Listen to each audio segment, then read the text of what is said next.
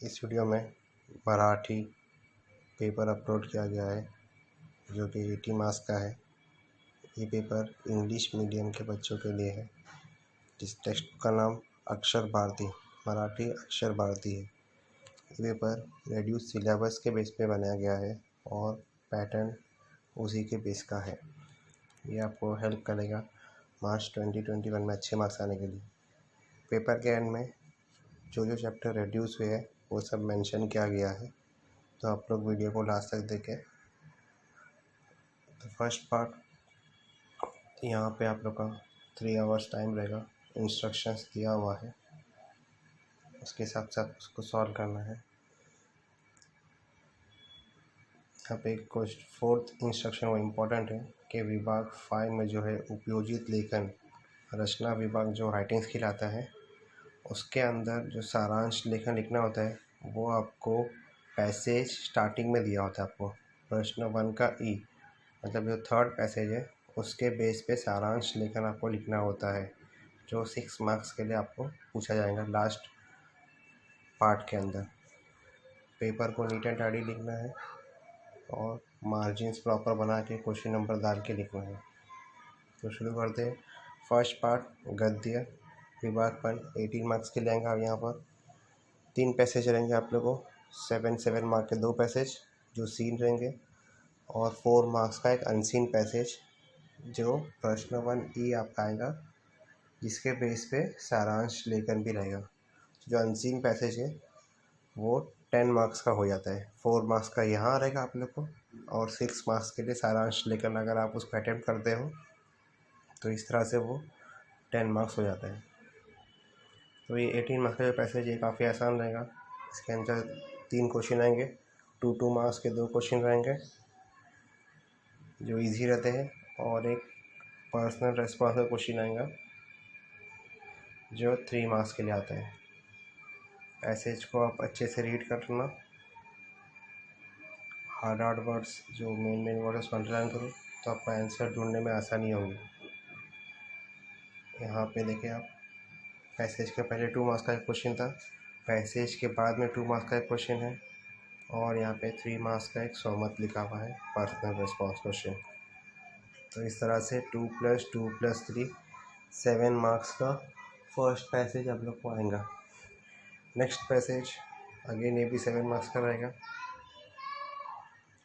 यहाँ पे पैसेज के पहले एक एक्टिविटी दिया हुआ है, आकृति पूर्ण कला। बहुत आसान सी एक्टिविटी है। पैसेज अगर आप रीड कर लेते हो तो इसका आंसर आप इजीली निकाल सकते हो पैसेज में से ही। उसके बाद में आप पॉज कर सके पढ़ सकते हो या इसका स्क्रीनशॉट लेके इसको सॉल्व कर सकते हैं। ये अगेन 2 मार्क्स का क्वेश्चन है, 2 + 2 4 मार्क्स।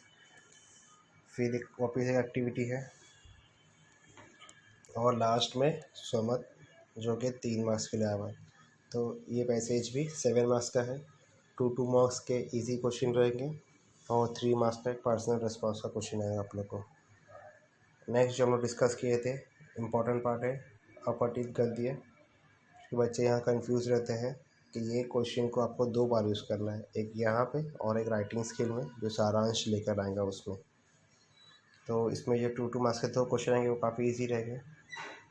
पैसेज रीड करके आप इसमें से फाइंड कर सकते हो। ये पहला एक्टिविटी टाइप क्वेश्चन है। एक्टिविटी को जैसे हम लोग पहले के पेपर में डिस्कस कर चुके हैं, पेन से बनाना ज़रूरी है। एक्टिविटी को आपको पेन से बनाना है, पेंसिल से नहीं बनाना है। और ये 2 मार्क्स का क्वेश्चन।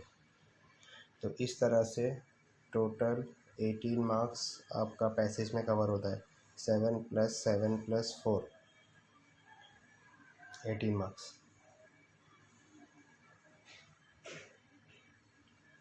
नेक्स्ट कविता वाला पार्ट, पोएम वाला पार्ट। इसके अंदर 16 मार्क्स से पोएम आ सकती है। तो फर्स्ट जो दिया हुआ है 8 मार्क्स के 2 कविता आएंगी। पहले कविता पैसेज के बेस पे देंगी और दूसरी कविता का आपको पूरा समरी लिखना है। कुछ पॉइंट्स दिए देंगे उसके बेस पे समरी लिखना है। तो कविता के ऊपर ये एक्टिविटी दिया हुआ है उसको आपको सॉल्व करना है। ये आपको कविता में आसानी से मिल जाएगा। ये आपकी टेक्सचुअल कविता है, अगर आप लोगों ने इसको पढ़ी होगी तो आपके लिए सॉल्व करना और भी आसान है। इसके नीचे अगर हम लोग आएंगे तो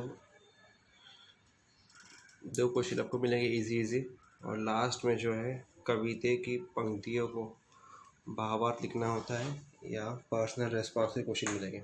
तो इस तरह से 8 मार्क्स कविता का, फर्स्ट कविता का होता है। सेकंड जो 8 मार्क्स है वो जो बोर्ड का जो रूल है पैटर्न के हिसाब से, जैसा मार्च 2020 में भी आ चुका है ये, कि 2 कविता का नाम दिया हूँ आप लोग को, ऐसा यहाँ पे दिया हुआ है। उसके बेस पे आपको जो मुद्दे दिए हुए हैं उसके आधार पे आपको कृति सॉल्व करना है, जो भी एक्टिविटी वो सॉल्व करना है। जैसे यहाँ पे 2 कविता है, अंकिला मी दास तुझा किंवा स्वप्न करू साकार।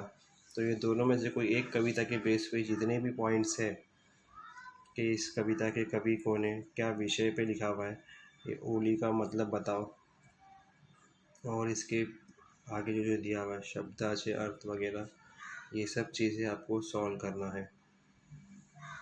तो 2 कविता दिए देंगे आप लोग को, 2 कविता के बेस पे इस तरह से 8 मार्क्स आपका कंप्लीट होता है। ठीक है।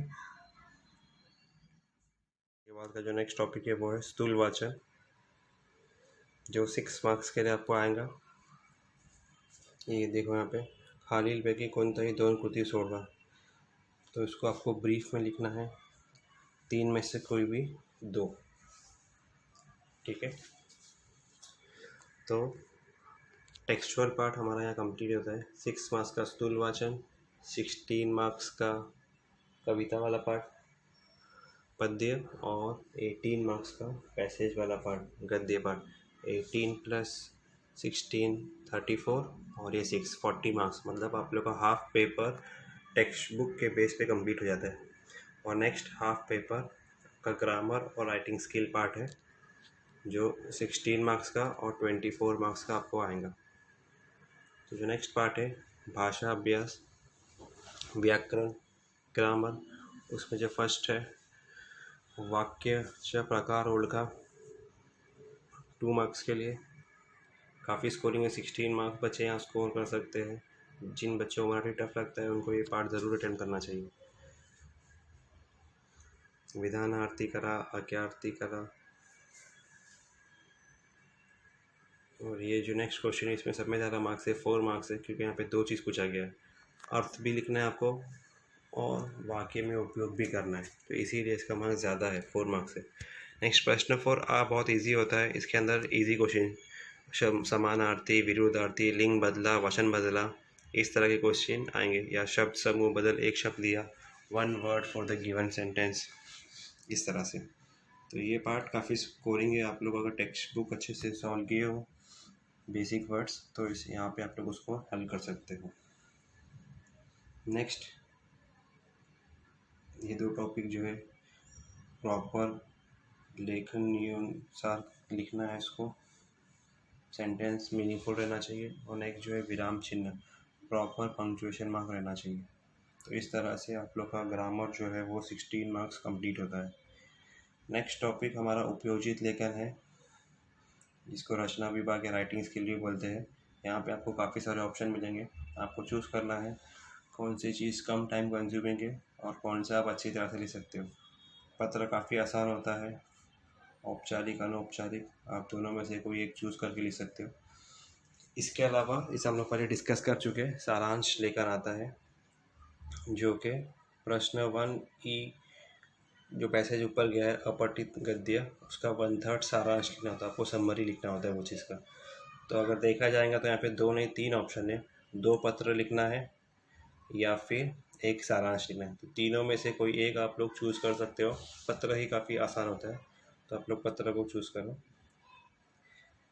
नेक्स्ट खालील कृति सोडवा, तो इसके अंदर 3 टॉपिक रहेंगे आप लोग को, बातमी लेखन, जाहिरात लेखन और कथा लेखन। तीनों में से कोई 2 आप लोग को सॉल्व करना है। ओके, कथा लेखन काफ़ी आसान रहता है, ज़ायरात भी आसान है, तो आप लोग ये 2 चूज़ कर सकते हैं। ये आप लोग का आएगा 10 मार्क्स के लिए। 5 मार्क्स का 2 क्वेश्चन, लेटर या सारांश आपका 6 मार्क्स का आएगा, 16 मार्क्स हो गया। और लास्ट जो 8 मार्क्स, जो अब तक सब में ज़्यादा मार्क्स आपके पेपर में, वो है निबंध लेखन पे लास्ट में। तो 2 रहेंगे यहाँ पर भी, या तो प्रसंग लेखन आएगा या फिर आत्मकथा या आत्मवृत्त, दोनों में से कोई एक आप चूज़ कर सकते हो जो आपके लिए आसान है। तो इस तरह का आपका पेपर जो है मराठी का, वो 5 पार्ट में डिवाइड है। पैसेज पार्ट गद्य लेसन के बेस पे, कविता वाला पार्ट पद्य पोएम के बेस पे, स्थूल वाचन जो रैपिड रीडिंग है वो part, third part, fourth part grammar और फिफ्थ पार्ट राइटिंग स्किल। इस तरह से 80 मार्क्स कंप्लीट होता है। जैसे हम लोग शुरू में डिस्कस कर चुके हैं कि यहाँ पे आप लोग का ओमिटेड सिलेबस भी दिया गया है, इसके बेस पे ही पेपर बना हुआ है।